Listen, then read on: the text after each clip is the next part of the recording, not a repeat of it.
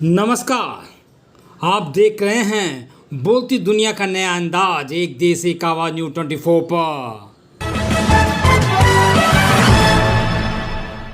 रीवा मध्य प्रदेश सत्र 2021-22 तथा 2022 और 23 में अध्ययनरत पिछड़ा वर्ग के छात्र छात्राओं का लंबित स्कॉलरशिप दिलाए जाने हेतु उच्च अधिकारी को सौंपा ज्ञापन। 3 अगस्त रीवा 2023 छात्र नेता शुभम प्रसाद कुशवाहा के नेतृत्व में छात्रों का एक प्रतिनिधिमंडल जिला कलेक्ट्रेट तथा संभागीय कमिश्नर रीवा से मिलकर सत्र 2022 और 23 के अध्ययनरत पिछड़ा वर्ग के छात्र छात्राओं का लंबित स्कॉलरशिप एवं छात्रावास भत्ता दिलाए जाने हेतु निवेदन किया गया।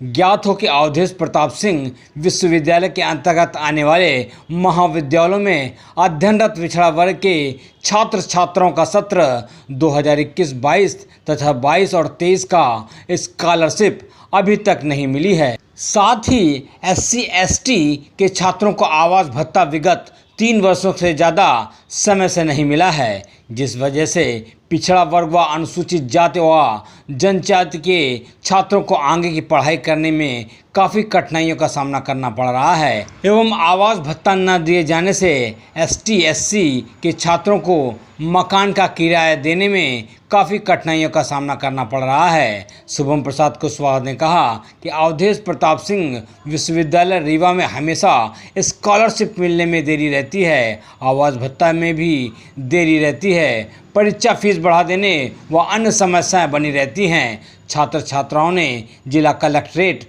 व संभागीय आयुक्त से यह मांग की है कि उक्त समस्या को देखते हुए एक टीम गठित करके विश्वविद्यालय में व्याप्त समस्याओं की जांच कराई जाए, जिससे भविष्य में छात्र छात्राओं को किसी भी प्रकार की कोई समस्या न हो सके।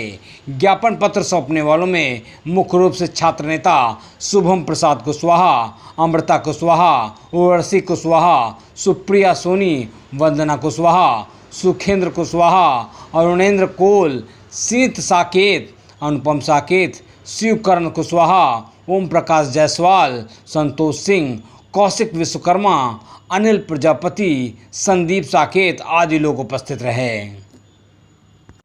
मध्य प्रदेश रीवा से स्टेट संपादक गजेंद्र मिश्रा की रिपोर्ट, एक देश एक आवाज न्यूज़ 24 पर। सर्वप्रथम आपका परिचय जानना चाहेंगे। मैं Shubham Prasad Kushwaha APS university BLLB का छात्र हूँ। यहाँ पे हम लोगों की लगातार स्कॉलरशिप की समस्या बनी हुई है और स्कॉलरशिप के मेन जो है तो हम लोगों की कॉलेज से रुकी हुई है। कारण यह है कि राशि सेंक्शन नहीं हो पा रही है। आज जिसमें से हम लोगों ने कलेक्टर साहब मैम को और कमिश्नर साहब को ज्ञापन सौंपे हैं, जिसमें से हम लोगों ने कार्रवाई की मांग की है और हम लोगों ने अपनी स्कॉलरशिप की मांग रखी हुई है कि हम लोगों की स्कॉलरशिप दें और जो ST/SC के छात्र हैं उनको आवास भत्ता दिया जाए। तो कार्रवाई नहीं हो रही, तो इसकी वजह किसको मानते हैं आप? मेन वजह इसमें APS यूनिवर्सिटी के हैं कि जो APS यूनिवर्सिटी में लगातार जो अधिकारी अपने दायित्व को दारकिनार करते हुए दूसरे अधिकारियों पर आरोप और प्रत्यारोप लगा रहे हैं। मैं घोर निंदा करना चाहता हूं कि जब एक बार छात्र जाता है उसकी नहीं सुनी जाती है, न बदतमीजी से बात किया जाता है। आप अधिकारी हो, किस तरह के आप अधिकारी हो? जब बच्चों से प्रेम से बात नहीं कर सकते हो, उनकी समस्या नहीं सुन सकते हो, तो तुम किस लिए अधिकारी हो, किस लिए टीचर हो?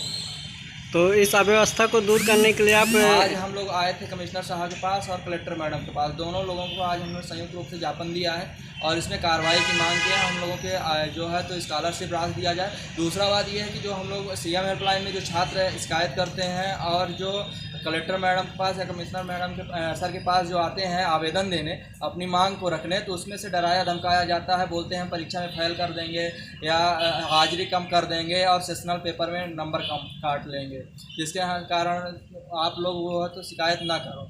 अब मैं ये चाहता हूँ कि आप काम करने की बजाय से आपको काम वही करना है। आपको गवर्नमेंट दे रही है, आपकी कोई जेब के पैसा तो लग नहीं रहा है कि आप देने में असक्षम हैं। फिर इसके बाद आप क्यों दरकिनार कर रहे हैं? क्या आपको नहीं लगता है कि ST/SC OBC के छात्र पढ़ें? कुल मिला के इनकी मानसिकता जो है पूर्ण रूप से ख़राब है। ST/SC OBC के छात्रों को ये जो पढ़ के आज आगे आ रहे हैं इनको रोका जा रहा है। क्या है कि पहले लॉ में जो होता था सिर्फ छात्र बहुत कम एडमिशन लेते थे ST/SC OBC के, लेकिन आज क्या है कि आज छात्र लॉ में भी जाने लगे तो इनको तकलीफ़ हो रही है। और यहाँ पर मैं ये कहना चाहता हूँ कि सोच गंदी होने के कारण से भेदभाव भी किया जाता है।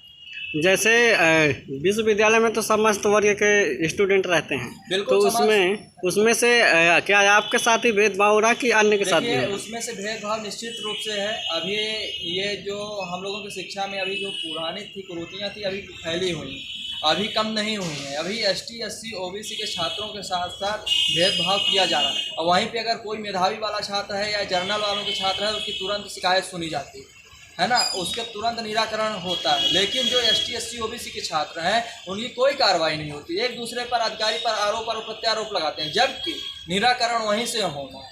और यह कि जब भोपाल से अधिकारियों के लिए बोलते हैं कि वहाँ से आपका काम नहीं हो रहा है, जब भोपाल के अधिकारियों से बात किया जाता है तो वो बोलते हैं आपकी APS यूनिवर्सिटी से नहीं हो रहा है। एक दूसरे पर आरोप और प्रत्यारोप है। मैं इसमें से कमिश्नर साहब से और रीवा कलेक्टर मैडम से भी मैंने जांच की मांग रखी है, जिसमें से हम लोगों की जो है तो जांच की जाए समस्या का और निराकरण किया जाए, हम लोगों को न्याय दिया जाए। और मैं कलेक्टर मैडम से और कमिश्नर साहब से ये भी रिक्वेस्ट करना चाहता हूँ कि जो ST SC OBC के स्कॉलरशिप के छात्र लड़ रहे हैं उनको यहाँ से लेके मतलब फर्स्ट सेमेस्टर से लेकर 10वीं सेमेस्टर तक किसी भी तरह की कोई दिक्कत न हो जाए, मतलब जिस प्रकार से धमकी दे रहे हैं। और जो छात्र आते जाते हैं रास्ते में भी अगर किसी तरह से कुछ होता है या फैल किया जाता है, इसका पूर्ण रूप से जिम्मेदार APS यूनिवर्सिटी के होंगे और विभागाध्यक्ष महोदय जी। तो विश्वविद्यालय की ओर से स्कॉलरशिप की समस्या पर कार्रवाई नहीं हो रही या अन्य समस्याओं में भी कार्रवाई नहीं होती? समस्याएं भी हैं, जैसे वहाँ पे फीस बढ़ा दी जाती है, फिर फीस बढ़ा के फिर कम की जाती है जब छात्र हल्ला करते हैं, फिर उसके लिए 50 रुपये रिफंड का फॉर्म भरो। आस्ते आस्ते ये वहाँ पे उगस्ता चल रहा है, एक शिक्षा के नाम पर धंधा चल रहा है, व्यवसाय चल रहा है उनका। तो ये व्यवस्था को सुधारने के लिए अपने स्तर पर कब से संघर्ष कर रहे हैं? हमने लगातार 8 महीने से लगातार 9 महीने से संघर्ष कर रहे हैं। अभी तक में 80% इसका निराकरण हुआ है, लेकिन उसके बाद जब कार्रवाई होती है तब थोड़े समय के लिए जो है तो समस्या को मतलब छात्रों को बरगलाना कम कर देते हैं। इसके बाद पुनः अपने उस तजुर्बे पुराने वाले में आ जाते हैं। मेन इसका रीजन ये है कि स्थानीय नेताओं को उनको संरक्षण प्राप्त है नौकरी में, जिसके कारण से ये कार्रवाई नहीं हो पा रही है और ना ही ये काम करने में असक्षम है। इसके बाद अगर कोई भी अगर संस्थान शिवराज सिंह मामा जी भी ये कहते हैं कि जब हमारे अधीनस्थ कर्मचारी जो भी हैं जो गड़बड़ी करेंगे तो हम उनको कदापि नहीं बख्शेंगे, लेकिन APS यूनिवर्सिटी में क्यों बख्शा जा रहा, क्यों उनके ऊपर एक्शन नहीं हुआ, आज तक क्यों कार्रवाई नहीं हुई, मैं ये पूछना चाहता हूँ। और शिवराज सिंह मामा जी भी ये कहते हैं, इस समय ये भी सुनने का आ रहा है कि बजट नहीं है छात्रों के लिए। अभी नई योजना जो लागू की है लाडली बहना, उसके लिए पैसा है, उनके लिए पैसा आ रहा, लेकिन जो पूर्व से योजना चल रही है उसके लिए स्कॉलरशिप देने के लिए बजट नहीं है। ये क्या है? ये सिर्फ वोट लेने के लिए अभी शिवराज मामा जो है तो लोगों को दुर्व्यवहार मतलब लुभाने का प्रयास कर रही हैं बहनाओं को। लेकिन बहनाएं ये कहना चाहती हैं कि मैं भूखे रह लूँ, नॉन रोटी खा लूँगा, मुझे नहीं चाहिए 1000 रुपये, लेकिन मेरे बच्चे पढ़ना चाहिए, मेरे बच्चों को पढ़ने के लिए पैसा दिया जाए और उनके लिए पूर्ण रूप से अधिकार है हम लोग, ताकि हमारे बच्चे जो है तो आगे चल के हमारा नाम रोशन करें। हर बहनाएँ माताएँ ये चाहती हैं, लेकिन शिवराज मामा दूसरे तरफ से बरकरार रही है। ये जर्नल वाले भी रहते हैं तो उनको मेधावी वाली स्कॉलरशिप मिलती है, अगर तो क्या मिली है? कोई भी समस्या होती है तो उनको तुरंत जानकारी देती है और उनकी समस्या को निराकरण किया जाता है, लेकिन ST SC छात्रों के साथ नहीं होता है। सबसे ज़्यादा वहाँ पे मेन है OBC के और ST SC के छात्रों को प्रताड़ित किया जा रहा है। मैं इसमें जाँच चाहता हूँ और उस पर न्याय की मांग कर रहा हूँ कमिश्नर साहब से भी और कलेक्टर मैडम से भी। और यहाँ से लेके APS यूनिवर्सिटी तक जाते आते समय अगर कोई भी तरह से ST SC OBC के छात्रों को कुछ भी होता है तो इसके पूर्ण जिम्मेदार APS यूनिवर्सिटी के होंगे, समस्त विभागाध्यक्ष, रजिस्ट्रार, कुलपति और DSW अधिकारी होंगे। और दूसरी बात, अगर पहले यहाँ से फर्स्ट सेमेस्टर से लेकर अगर 10वें सेमेस्टर तक फाइल किया जाता है उसके जिम्मेदार भी रजिस्ट्रार, कुलपति, APS यूनिवर्सिटी के समस्त अधिकारी होंगे, अधीनस्थ विभागाध्यक्ष भी होंगे। क्योंकि हम लोगों को धमकी दी जा रही है कि सेशनल में नंबर काट लें, अटेंडेंस का कर देंगे, वहाँ पे शिकायत करने जाते हो। तो ये हम लोग आज कमिश्नर साहब से और कलेक्टर मैडम से मांग करने आए थे और न्याय की गुहार लगा रहे हैं तो जो हम लोगों की समस्या का निराकरण किया जाए।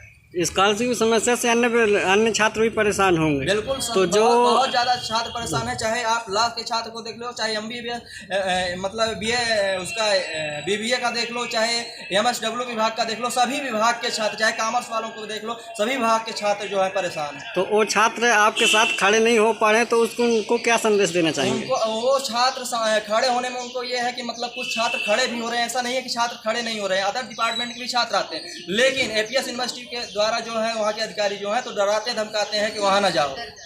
है ना, उसके डर के कारण छात्र नहीं आ पा रहे हैं। अभी कल एक में छात्र को है तो उसमें सीएम हेल्पलाइन में शिकायत किया था, उसको डराया गया है कि तुम्हें हम फेल कर देंगे, अटेंडेंस कम कर देंगे, जिसके कारण तुम्हारी स्कॉलरशिप नहीं आएगी और सेशनल में हम नंबर काट लेंगे, फेल कर देंगे, जिसके कारण से आज वो भी नहीं आया है। लगातार एपीएस यूनिवर्सिटी में है, इसके बाद भी भ्रष्टाचार का जो है अभी समस्याएं भी रोज प्रत्याचार भी करवा रहे हैं, उसके माध्यम से भी कार्रवाई नहीं हो रही। यहाँ स्थानीय नेताओं को संरक्षण प्राप्त है इन अधिकारियों के ऊपर। अभी जब भी देखो तो मगर हम लोग जब ज्ञापन देते हैं उसके बाद वहाँ के स्थानीय नेता जो यहाँ के हैं तुरंत किसी न किसी कार्यक्रम को लेकर आयोजित दूसरे दिन ही कर देंगे और फिर जाएंगे उनके वहाँ चर्चा करेंगे। यहाँ स्थानीय नेताओं के संरक्षण के प्राप्त होने के कारण से इनके ऊपर कोई कार्रवाई नहीं हो पा रही।